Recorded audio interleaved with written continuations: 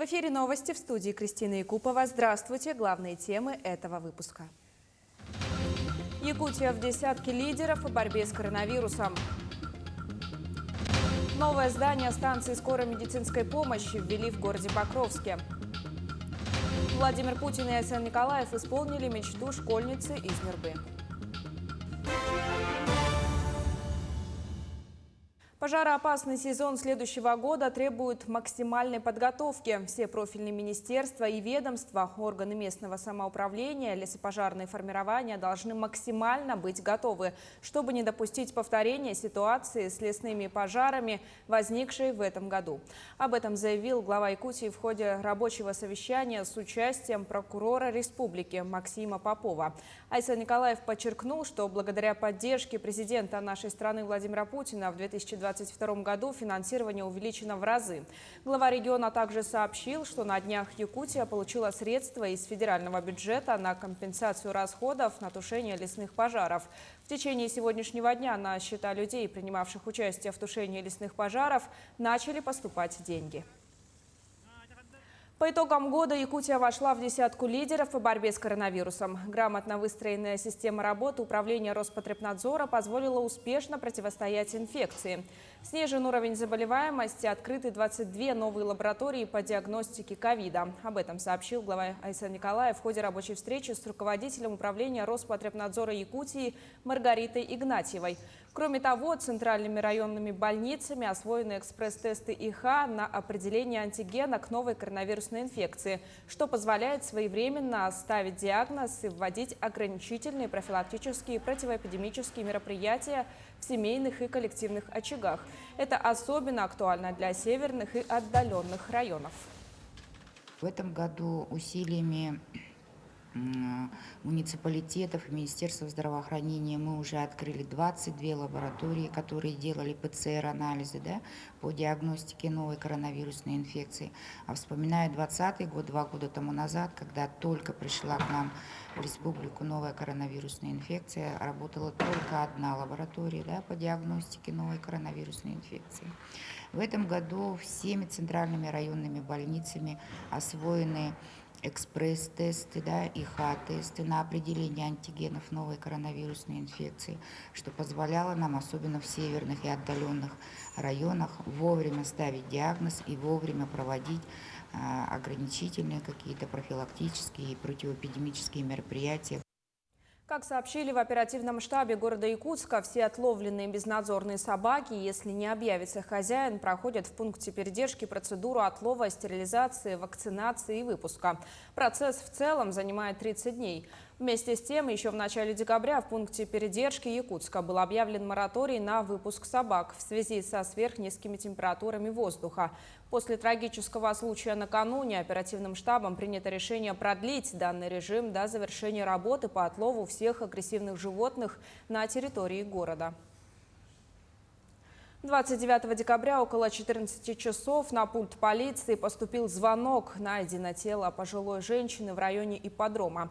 Предполагаемые убийцы – печально известная стая собак. Совсем недавно корреспонденты нашего телеканала пытались разобраться в вопросе о том, как быть с проблемой роста бродячих животных в столице республики. Решение оказалось комплексным, но что делать прямо сейчас, продолжит Саргалана Неустроева.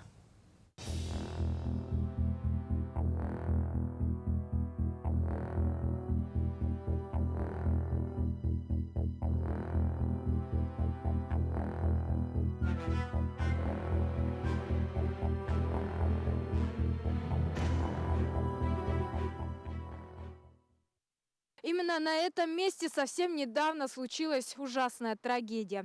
С тех пор службы отлова и муниципальное образование работают в усиленном режиме.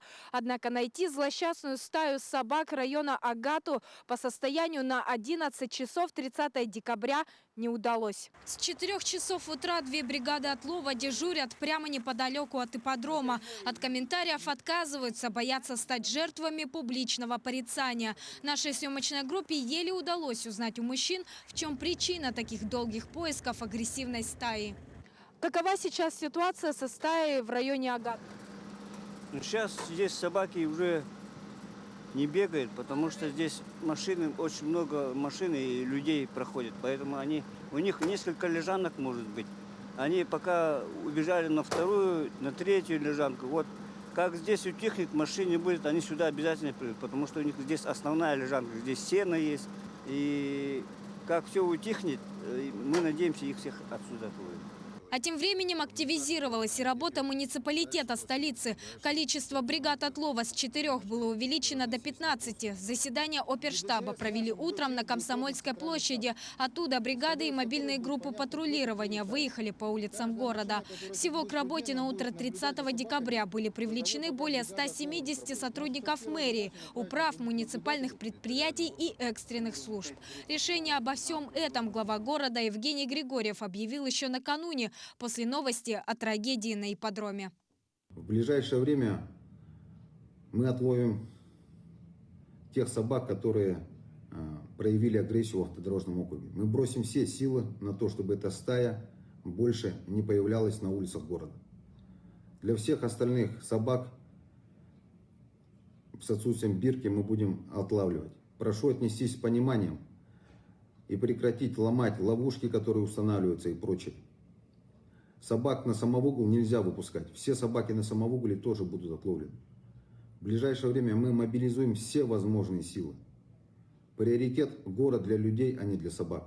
Но это все лишь следствие того, чего буквально ожидала общественность. Вердикт таков. Собачий вопрос рано или поздно привел бы к жертвам. На виновников уже завели уголовное дело.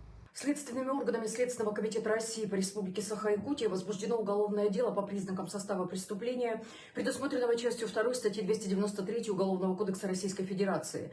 Ненадлежащее исполнение должностным лицом своих обязанностей, повлекшее по неосторожности смерть человека. Налицо то, что окружная администрация, несмотря на ранее поступавшие сигналы, не выполнила свои обязательства по отлову безнадзорных животных.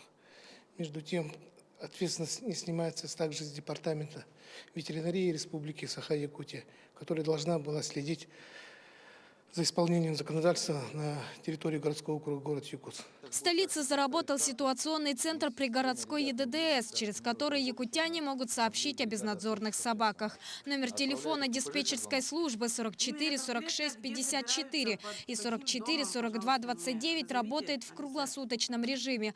Кроме того, в мессенджере WhatsApp открыт чат-бот муниципального управления, куда можно направить фото и видеоинформацию о безнадзорных животных. Все это сделано во избежании новых жертв. Но напрашивается вопрос, неужели только они могут изменить сложившуюся ситуацию? Сарглана Неустроева, Григорий Николаев, Якутск.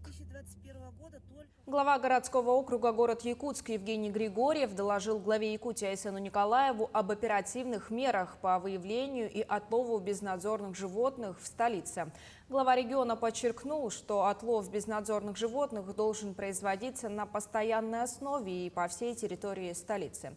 По информации Евгения Григорьева, сформировано 11 дополнительных бригад по отлову из собак. Их общее количество составляет 15, в составе 30 специалистов по отлову. В каждую бригаду привлечены квалифицированные работники, а также кинологи, имеющие опыт отлова или обращения с животными. Первая задача у нас ставится отловить стаю, изолировать ее на автодорожном округе, но и усилить эти работы по всей территории города.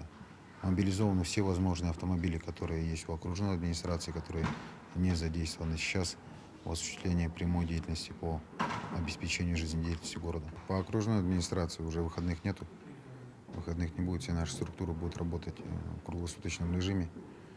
Организован ситуационный центр в единой диспетчерской службы, далее организованы штабы по управам. Перейдем к другим темам. Пенсионный фонд расширяет перечень предоставляемых мер социальной поддержки. С 1 января следующего года россиянам будет предоставлен ряд выплат, компенсаций и пособий, которые прежде назначали и выплачивали органы социальной защиты и Роструд. Речь идет о пособиях, выплатах, компенсациях для 5 категорий россиян. Неработающие граждане, имеющие детей, лица, подвергшиеся воздействию радиации, реабилитированные лица, инвалиды, дети-инвалиды, имеющие транспортные средства по медицинским показаниям, а также военнослужащие и члены их семей. Год здоровья в Хангаласском Улусе завершается вводом в эксплуатацию нового здания станции скорой медицинской помощи в городе Покровске. Оно двухэтажное, благоустроенное, модульного типа, площадью 192 квадратных метра. В нем есть комнаты для приема пациентов и отдыха персонала, кабинет для оснащения выездных бригад, диспетчерская, оборудованная кухня и гараж на 2 автомашины. Помимо станции, в этом году на территории района отстроены 4 объекта. Вот отделение скорой помощи сегодня мы запустили. Это второй объект, построенный по методу финансового лизинга за счет средств обязательного медицинского страхования. Первый объект – это врачебная амбулатория в селе Улаханан, и второй объект, получается, скорая. Школьникам, проживающим в регионах на территории арктической зоны России, со следующего года будут предоставляться бесплатные путевки в детские лагеря. Председатель правительства страны Михаил Мишустин утвердил постановление о выделении на эти цели по 500 миллионов рублей ежегодно. Путевки будут доступны учащимся с 5 по 8 классы. За счет государства дети смогут поехать в курорты на Черноморском побережье Краснодарского края, Крыма и Севастополя, на побережьях Азовского, Каспийского, Японского морей, а также в Адыгее и Кавказских минеральных водах. В 2022 году бесплатные путевки получат почти 6 тысяч детей. Чудеса случаются под Новый год. Заветная мечта Милены Степановой, ученицы 11 класса Нюрбинской средней школы номер 1, исполнилась волшебным образом. Глава Нюрбинского района Алексей Иннокентьев в торжественной обстановке вручил школьнице новогодний подарок от имени президента страны Владимира Путина и главы республики Айсена Николаева. Милена из многодетной семьи, мама работает продавцом, отец работник ЖКХ. В этом году девочка написала письмо Владимиру Путину. В качестве подарка она выбрала ноутбук для учебы и новые сотовые телефоны для своих младших братьев. Милена учится на одни пятерки, идет на золотую медаль и активно участвует в общественной жизни школы.